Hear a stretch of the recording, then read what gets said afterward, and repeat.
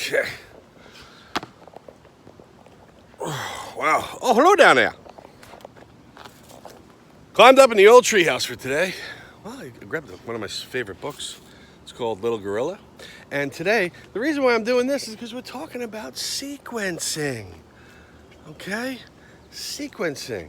First, next, then, last.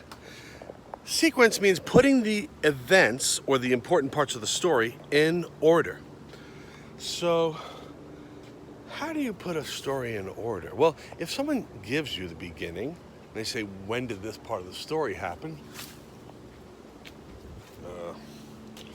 They say, oh, this happened in the beginning of the story.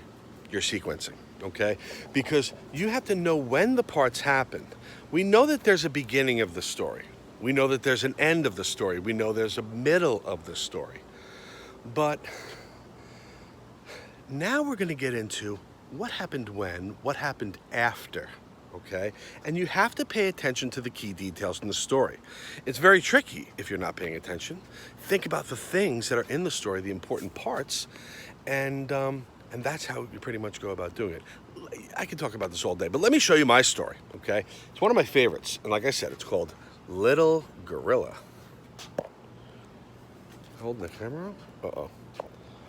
Uh-oh. That's a rookie mistake. I held the camera front side up. I should be holding it sideways, but you know what? You live and learn. Okay, so Little Gorilla. I'm not going to read the whole story, but I am going to show you exactly what's happening while I talk about the sequence of the story. So, Little Gorilla. So what does it tell us? Well, he is a baby gorilla. He's very small.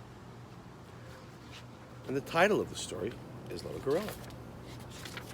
And the story starts by saying, once there was a little gorilla, and everybody loved him. And then it shows you his mother loved him, his father loved him, and all the other animals that loved him, his grandma, grandpa, aunts, uncles. Even when he was only 1 day old, his family loved him. The pink butterfly loved him flying through the forest. He's hanging out with a couple parrots. Okay? So everyone is sharing their love for him, even Mr. Snake. And they were talking about the giraffe. He's saying, oh, are you okay? Walking through the forest. And little gorilla, the giraffe was there when the little gorilla needed him. Uh-oh, he's getting blown on a big branch. And then the elephant, an old elephant, came to see him. Okay. Who did Little Gorilla see first in the story? Let's talk about a sequence question. The elephant or the giraffe? Well, we remember that he saw the snake. Then he saw the giraffe. Then he saw the elephant. So if someone asks a sequence question, who did he see first in the forest? The correct answer would be giraffe. So we talked about the story as a whole, and he meets a whole bunch of other people. The lion, and the lion's always roaring loud for him, the hippo, and then it keeps going and going and going. So if somebody says, what happens at the end of the story? Well, if you keep reading the story, you're going to learn that Little Gorilla goes through some changes. What kind of changes do you think he went through? He's not little anymore. He's not Little Gorilla anymore. He is a big gorilla. Even though the story name is Little Gorilla, it started as him being little. And then it talked about this sequenced in order, him meeting different animals in the jungle. And then at the end, at the last part of the story ends with him being a big gorilla. So that's how you would sequence a story. That's how you would think about the events or the things that happened in the story in order.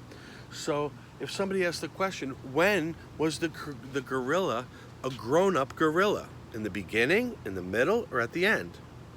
At the end, he was a grown-up gorilla. When was the little gorilla the smallest? In the beginning of the book, he was the smallest. Look how little he is. And if you see at the end, not so little anymore. okay? But that's what sequencing is all about. And we did lots of sequencing with our Reading A to Z program and our guided reading. And, whoa, I'm looking at a very big bumblebee. I better back away. All right, I will see you guys on Wednesday when we get back into our story. And we're going to be sequencing events about a man named Cesar Chavez, who really helped out a lot of farmers, the farm workers, in a really good way. They weren't being treated fairly, and he's actually considered a hero. Not only is he a hero, but just like we talked about last week, fighting for a cause, Rosa Parks, Jackie Robinson, Dr. Martin Luther King Jr., all of them were fighting for an important cause. But we'll learn about Cesar Chavez's cause being to help the farm workers be treated fairly, okay? And on that note, done talking about sequence. Have a great day. Tomorrow, we are going to see each other for our Welded Sounds live whole class meeting on Tuesday. So have a great day, rest up, and I'll see you tomorrow. Adios. I can't see.